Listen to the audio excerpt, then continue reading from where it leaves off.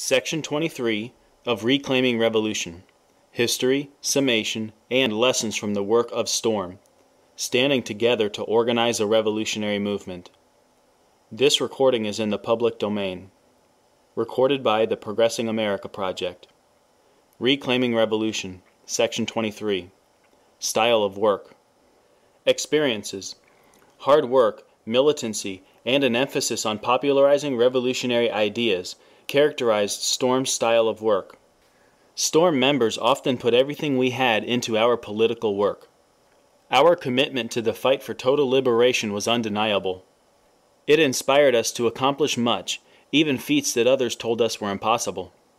But it also led to extreme burnout and fatigue for many members, sometimes damaging their long-term capacity to engage in revolutionary work. STORM's street militancy was one of its defining characteristics.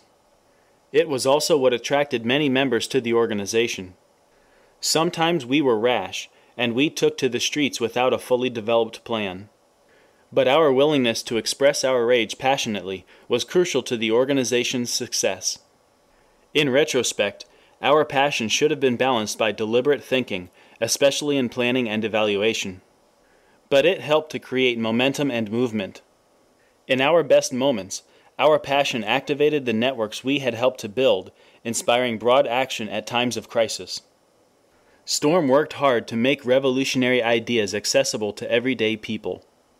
Having been turned off by the newspaper and rhetoric style of other left organizations, we worked to translate revolutionary ideas into more popular language and style. We often drew on hip-hop as a resistance-oriented culture that was relevant to working-class youth of color. Many of our members both came out of, and helped to, build the radical hip-hop activism that now defines Bay Area resistance. For example, protest chants based on hip-hop lyrics, incorporating hip-hop and culture into our actions and organizing.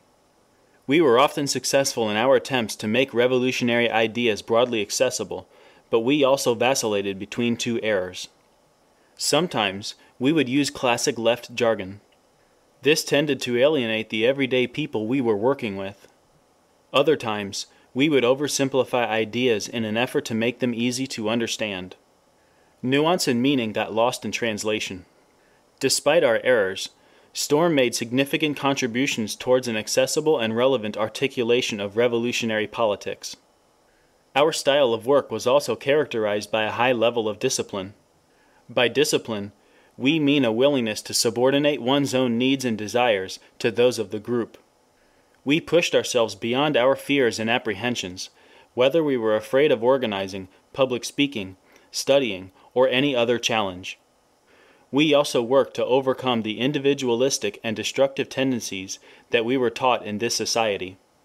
There were also many flaws in our style of work. Our most common error was arrogance and self-righteousness, into which we fell all too often. Although not the practice of all members, this arrogance sometimes led us to mistreat people in the movement, alienating them from our organization and our politics. It also often closed us off to constructive and potentially helpful feedback. Whether with comrades, critics, or other revolutionary collectives and trends, we often were dismissive or overly combative. Internally, though, we were often overly harsh and self-deprecating when we engaged in self-criticism. We were also frequently defensive. This defensiveness prevented us from proactively dealing with discontent and criticism. Instead of addressing criticism in a principled and straightforward manner, we would sometimes dismiss it as flowing from a lack of ideological development, or as merely jealousy, envy, or hating. Our defensiveness developed in reaction to past attacks on the organization. These attacks inspired a bunker mentality in the organization. We heard most critiques as attacks we needed to fight against. This made us more enemies than friends, and even our friends were sometimes unwilling to raise critiques directly, fearing the blowback. STORM also made voluntarist errors. In other words, we often acted as if we could move beyond the limits of the current historical moment through the sheer force of our will. This led us to often work past the point of burnout. We felt the weight of the world upon our shoulders and tried to push the movement faster than it could go. We tried to correct some of these errors, particularly around arrogance and defensiveness, by creating mechanisms to help us engage in self-reflective dialogue with the movement and learn from our mistakes. See Building the Movement above. Lessons. Building revolutionary organization is hard work. So is building a successful movement. These things require a great deal of commitment. Revolutionaries must work hard, and they must work collectively to get them done. But hard work alone can't get it done. The fight for liberation will be long. We must develop sustainable work practices.